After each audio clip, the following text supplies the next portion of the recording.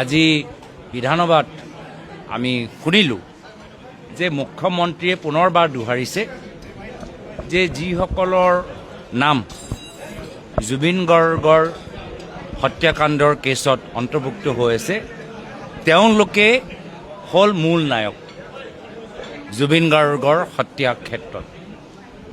কিন্তু আমাৰ মনত সন্দেহ, আমাৰ মনত এতিয়াও প্ৰশ্ন যে যিসকল নাম আছে ঠিকেই, কিন্তু এইসকলৰ লগত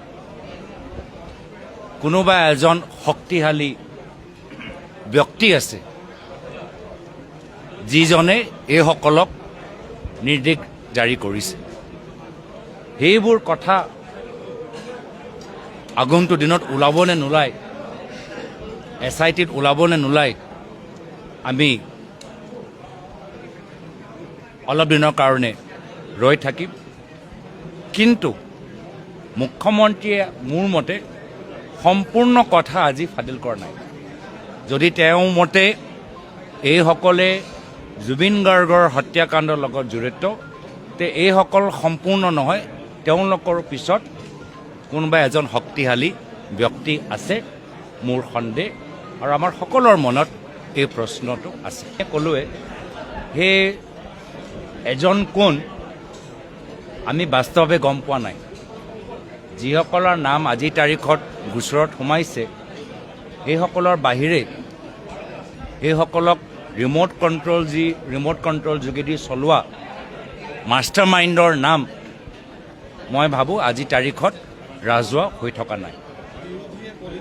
আজি বিধানসভাত আমি শুনিলোঁ যে মুখ্যমন্ত্ৰীয়ে পুনৰবাৰ দোহাৰিছে যে যিসকলৰ নাম জুবিন গাৰ্গৰ হত্যাকাণ্ডৰ কেছত অন্তৰ্ভুক্ত হৈ আছে তেওঁলোকে হ'ল মূল নায়ক জুবিন গাৰ্গৰ হত্যাৰ ক্ষেত্ৰত।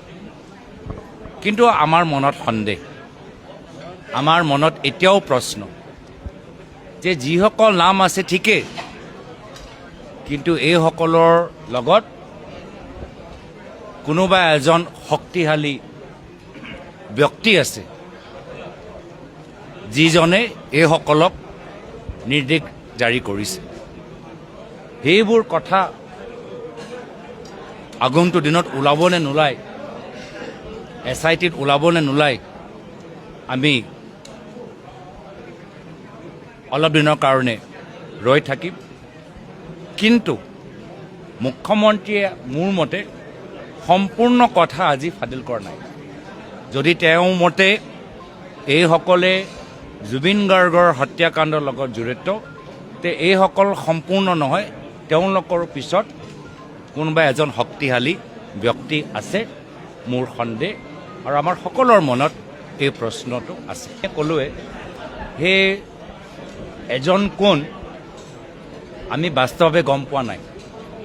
যিসকলৰ নাম আজিৰ তাৰিখত গোচৰত সোমাইছে সেইসকলৰ বাহিৰে সেইসকলক ৰিম'ট কণ্ট্ৰল যোগেদি চলোৱা মাষ্টাৰ মাইণ্ডৰ নাম মই ভাবোঁ আজিৰ তাৰিখত ৰাজহুৱা হৈ থকা নাই।